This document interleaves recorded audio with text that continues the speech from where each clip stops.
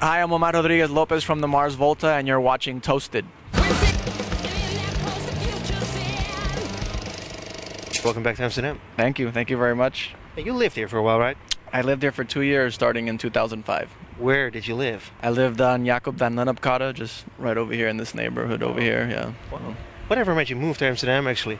I just instinct. The first time we came to Europe in '98, I knew I would live here one day. And I think the most striking thing was the autonomy that the people of the city seem to have, you know, being able to get around and do almost anything on a bicycle, you know, and just small little details that I saw the first time being here that I said, this is a high quality of life and I want to live here. So why did you leave? Because it's too cold for my blood.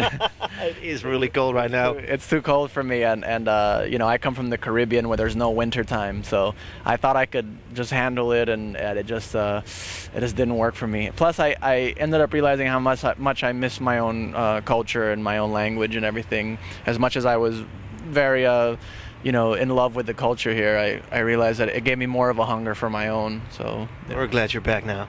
Cool. The new album too. Yeah. Octahedron, wow. Yeah. It's always an amazing feat, a new record by the Mars Volta. Thank you. You guys always surprise me, and there's always killer songs, and it's always something else than I expect. Well, thank you very much. Do you guys set out to actually make every record totally different or with totally new perspectives than the previous ones? Yeah, you know, yes, and I think it's just a natural reflection of you know, how my life is, you know, as a human being, and so, you know, we're all growing and changing on an everyday level, and so, you know, months go by and a year goes by and you have a completely different perspective, and so how could your record not sound different in some way, shape, or form, you know? Well, because a lot of artists would say the last one sold pretty good, so let's make another one like that. Right. But that's a whole different approach and philosophy behind making music. You know, for me, music is therapy, and being expressive is a part of therapy and a part of me understanding myself and my relationship to the world and to my family and romance and things like that. So this record is springtime, and the next record is going to be summertime? I think so, yeah. I always got the feeling that this record was springtime. It started with Bedlam. I had the feeling that Bedlam was winter, was dead winter, darkness, ice cold, you know, just, it was a very difficult record to make and very difficult time spiritually, and after that record ended, you know, what came right after it, quite naturally, like in accordance with the laws of the universe, is that, you know, things have to change and mellow out and turn into something else, you know, and so it felt very much like springtime, because I started to see the light at the end of the tunnel, and I started to see colors again, and started to see flowers and enjoy life a little more, and so yeah. We just have this one, we just have this new record, but is it true that you already recorded the follow-up to this one? Yeah, I recorded it a while ago, but I'm not sure that it's the follow-up anymore. Again, that's the problem with me and the fact that I go so much on instinct, and the fact that they're portraits of where I'm at, is that you know, this new one, Octahedron, I finished this last year at the beginning of August, you know, so it's a year old. After that, I did the follow-up, and now for the past couple of months, I'm realizing that the follow-up now sounds boring to me, and so now I'm starting a new record that I hope will be more interesting, more current with how I feel now as a person, you know. Why didn't you put it out as a double album then? Because I'm not.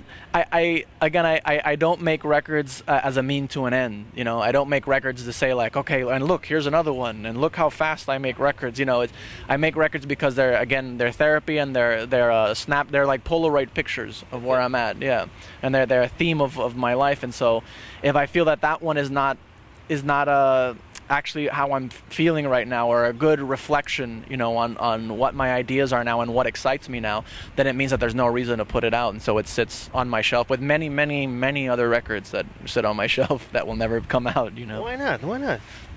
You'll disappoint a lot of fans now, I think. Yeah, but you know, it's not. Some records aren't meant to come out, and some, you know, it's just is Cedric. It's just part of a process. I'm in love with the process. I'm in love with the act of doing. I love making records. You know, I love everything that goes around it. I love the people that surround me when I make records. I love the food that I eat when I make records. I love the whole atmosphere.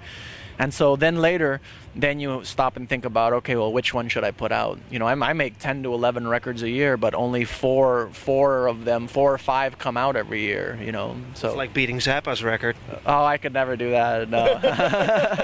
Well, I think you already did. I mean, what did he do? Produce 70, 80 albums, right? Yeah, but he did much more. You know, he's an actual, real, bona fide musician. You know, Oh, come on. I think of it. Yeah, he is. He He's won a Grammy, for Christ's sake. yeah, but you know, what does that mean? That is a. I mean, it's nice. I'm very grateful that we won. I think it's very cool to be to be recognized by by a sort of different type of people, and different type of mentality. But again, these are just expressive things for me, and I've never considered myself a musician. I was never formally trained in music. I don't know music theory. Someone like Zappa is very aware of music theory, very aware of what they're doing, and very much a master. I feel more like a caveman drawing pictures on a wall. I just have a lot of pictures to draw. So. Do you actually think music? Because when I listen to your licks, your guitar parts, it's like you can't write that. I mean, you can't even. I couldn't even remember to play this. But Right. I mean, it's really difficult stuff. I don't. Dream it up, or? Yeah, I don't think of it that. I just think of it as images. I think of it as colors or shapes or stories. You know what I mean? And so I think of it more as like in the way that actors have to memorize long lines sometimes for a scene or a long big part. I just think of it as moments that are happening that are all reflective again of who I am as a person and what's happening, in my life. And so I think that I think we are all as human beings complicated people because we don't feel one way all the time. You know what I mean? In the span of one day, you can be excited, you can be happy, then you can be mad later on, and then you can get in an argument with your woman, and then you can be sad because your mother's in the hospital. We have all this roller coaster of emotions going on inside, and my music is just reflective of that. That's why people, I think, perceive it as complicated, but really it's no more complicated, you know what I mean, than any of us. It's just maybe it goes back to, again, some people create music, okay, if it works good, if it sells, let's do it again. Yeah. And some people create music saying like, okay, well, what do people want to hear? Yeah. And maybe people don't want to hear everyday life. Maybe people don't want complication. They want it simple. They want pop music so they can forget about their internal monologue. I celebrate the internal monologue. Yeah.